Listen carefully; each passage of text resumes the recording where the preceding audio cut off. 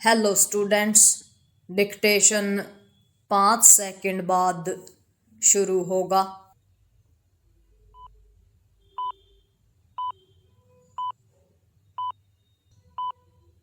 Start. अंततः भारत और यूरोपीय संघ के बीच सभी समझौतों की जननी कहा जाने वाला मुक्त व्यापार समझौता एफटीए हो गया विराम। इस समझौते का महत्व केवल इसलिए नहीं है कि यह दुनिया की 1/4 आबादी वाले भारत और 27 सदस्यीय यूरोपीय संघ के बीच हुआ है विराम। इसका महत्व इसलिए भी है क्योंकि इसने अपना आर्थिक दबदबा कायम करने की कोशिश करने वाले अमेरिका और चीन को यह संदेश दिया है कि उनका विकल्प उपलब्ध है विराम। इस संदेश की पुष्टि अमेरिकी नेताओं के उन बयानों से होती है जिनसे यह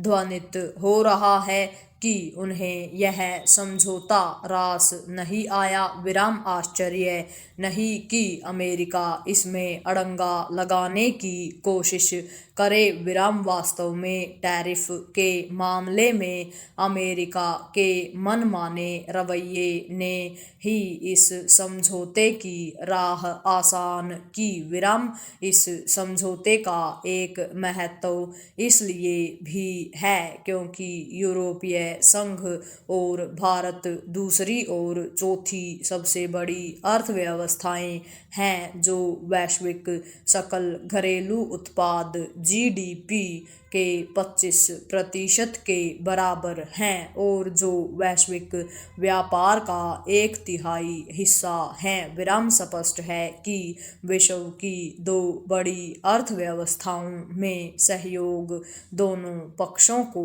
व्यापार और निवेश के अभूतपूर्व अवसर प्रदान करेगा विराम। यह अवसर आर्थिक समृद्धि को बल प्रदान करने के साथ रोजगार की समस्या भी दूर करेगा विराम। इस समझौते से जहां यूरोपीय कारों, वाइन, मशीनरी, रसायन, स्टील आदि पर भारतीय आयात शुल्क में भारी कटौती होगी, वहीं भारतीय वस्त्र, रत्न, औषधि आदि के लिए यूरोपीय बाजार में पहुंच आसान होगी विराम। यह भी उल्लेखनीय है कि इस समझौते से दोनों पक्षों के बीच रणनीतिक सहयोग बढ़ेगा विराम। इसके अलावा भारतीय छात्रों, शोधकर्ताओं और कुशल पेशेवरों को यूरोप में नए अवसर मिलेंगे विराम। पैरा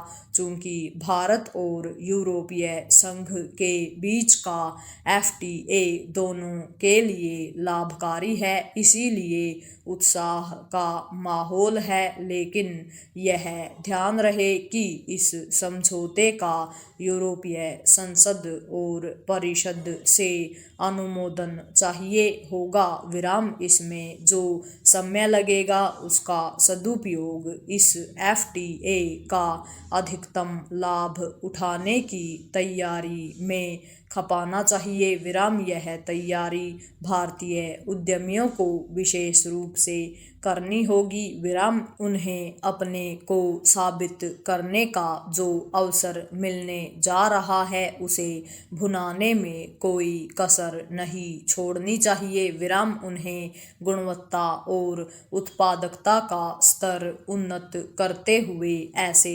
मूल्यवान विश्व स्तरीय उत्पाद तैयार करने होंगे जिसकी विशिष्ट पहचान बन सके और इसके चलते उनकी मांग बढ़े विराम। इसकी अनदेखी नहीं की जा सकती कि भारतीय उत्पाद अपनी उच्च गुणवत्ता के लिए कम ही जाने जाते हैं विराम। भारतीय उद्यमियों को अपने उत्पादों का निर्माण विश्व स्तरीय मानकों के अनुरूप करने के लिए भी तैयार रहना होगा, क्योंकि इससे ही आपसी व्यापार का पलड़ा भारत के पक्ष में बना रह सकता है। पूर्ण विराम।